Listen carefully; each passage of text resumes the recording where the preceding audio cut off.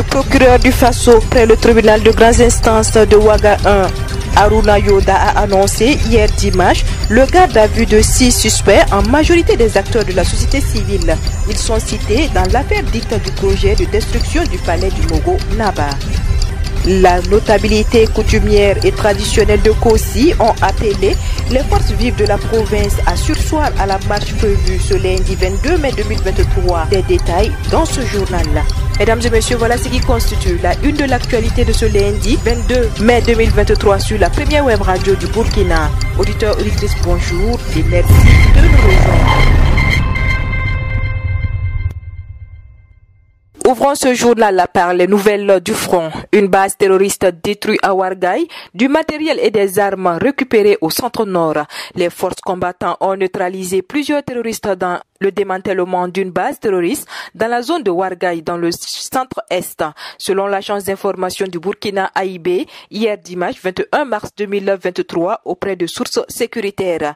L'opération s'est déroulée dans la forêt de Kalamogré grâce à l'intervention de plusieurs vecteurs aériens qui ont permis de neutraliser de nombreux ennemis. Renseigne toujours l'AIB. À proximité de la région de l'Est, les moyens aériens ont intercepté les terroristes voleurs de bétail dans la zone de Kabonga. Ils ont tous été neutralisés dans des frappes précises. Ce dimanche, des centaines de terroristes ont tendu une embuscade aux forces combattantes dans le centre-nord. La détermination de l'armée a mis en déroute les agresseurs. Les armes, des munitions et une cinquantaine de moyens roulants ont été récupérés par les forces amies.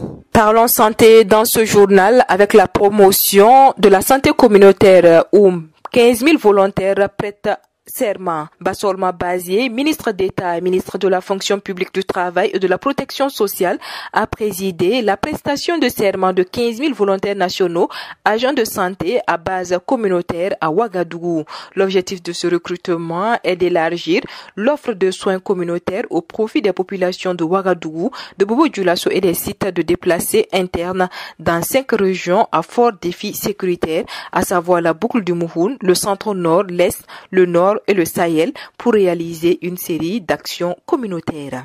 Diplomatie dans ce journal. La ministre des Affaires étrangères, de la coopération régionale et des Burkinabés de l'extérieur, Olivia Rwamba, a pris part à la célébration de la 60e journée de l'Afrique le 19 mai 2023 à Ouagadougou. Placée sous le thème « L'accélération de la mise en œuvre de la zone de libre-échange africain », cette journée est un moment de réflexion sur l'avenir du continent africain et sa place sur l'échiquier international. La chef de la diplomatie burkinabé a salué la pertinence du thème au regard des nombreuses opportunités qu'offre cette initiative dans la construction du marché africain.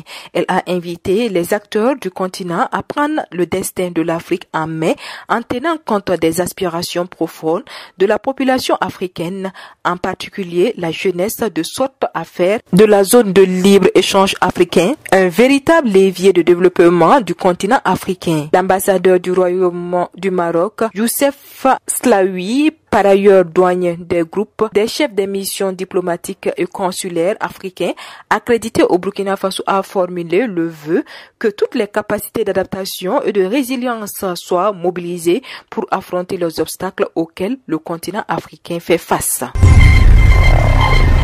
Je vous le disais en titre, le procureur du Faso près le tribunal de grandes instances de Ouaga 1, Haruna Yoda, a annoncé hier dimanche le garde à vue de 6 suspects, en majorité des acteurs de la société civile. Ils sont soupçonnés d'avoir diffusé contre de l'argent des messages appelant à la fois à détruire et à s'opposer à la destruction du palais du Mogo Naba dans le but de créer des affrontements lourds de conséquences. Il faut noter que dans un communiqué du procureur du Faso, dans la nuit du 2 au 3 mai 2023, des messages audio publiés sur les réseaux sociaux appelaient à un rassemblement à l'effet de brûler le palais du Mogo Naba. Le message qui a conduit à l'ouverture de l'enquête était censé émaner des partisans du chef de l'État et dépeignant le Mogo Naba comme un opposant de la transition. 2 autres messages audio censés émaner cette fois d'inconditionnels défenseurs du Mogo Naba appelaient les populations à sortir massivement pour s'opposer vaillamment au dessein de ceux qui veulent s'en prendre au palais du Mogo Naba, tout en annonçant l'imminence de l'attaque. Il ressort des premiers éléments de l'enquête que ces différents messages audio, contrairement à ce qu'ils peuvent laisser croire, émaneraient d'une même source. Leurs auteurs auraient été approchés pour l'enregistrement et la diffusion de ces audios, le tout contre rémunération. D'autres personnes approchées dans ce sens avaient décliné l'offre et s'en étaient ouverts au parquet, tout en expliquant les différentes étapes qui ont conduit, entre autres, à l'édition de ces messages. La conséquence logique de ces audios aurait été l'affrontement entre les partisans et les adversaires de la destruction du palais du Moro Naba. Restons dans le palais du Moro Naba où une délégation gouvernementale de 4 ministres mandatés par le président de la transition, le chef de l'État, le capitaine Ibrahim Traoré et le premier ministre maître Apollinaire Joachim Kielem de Tambela est conduit par le ministre d'État, ministre de la fonction publique du travail et de la protection sociale Bassolma Bazié, s'est rendu le samedi 20 mai 2023 au palais de Sa Majesté, le Moro Naba Bongo à Ouagadougou. Pour le ministre Bazié, le pays des hommes intègres a connu des tournants difficiles au cours de son histoire, mais a su tenir debout et ses populations ont toujours vécu en parfaite symbiose depuis sa création en 1919.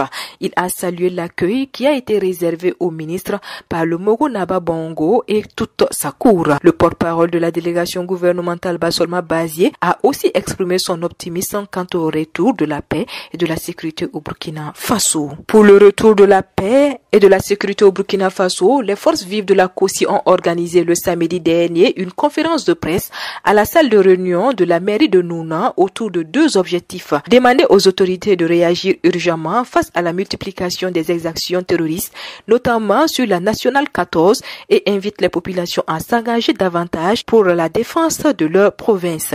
Les notabilités coutumières et traditionnelles présentes à la rencontre ont appelé à surseoir momentanément la marche prévue ce lundi 22 mai 2023. La population a adhéré à la doléance des chefs coutumiers et traditionnels de la ville de Nouna. À l'issue des échanges fructueux, les femmes et les personnes âgées ont formulé le vœu de voir la coordination davantage engagée pour la cause de la province. Et c'est ici que s'arrête l'actualité de ce lundi 22 mai 2023 sur la radio B24. Merci à vous qui nous avez suivis. L'actualité continue sur www.radiob24.net et sur www.burkina24.com. Au revoir et à demain pour d'autres sessions d'information.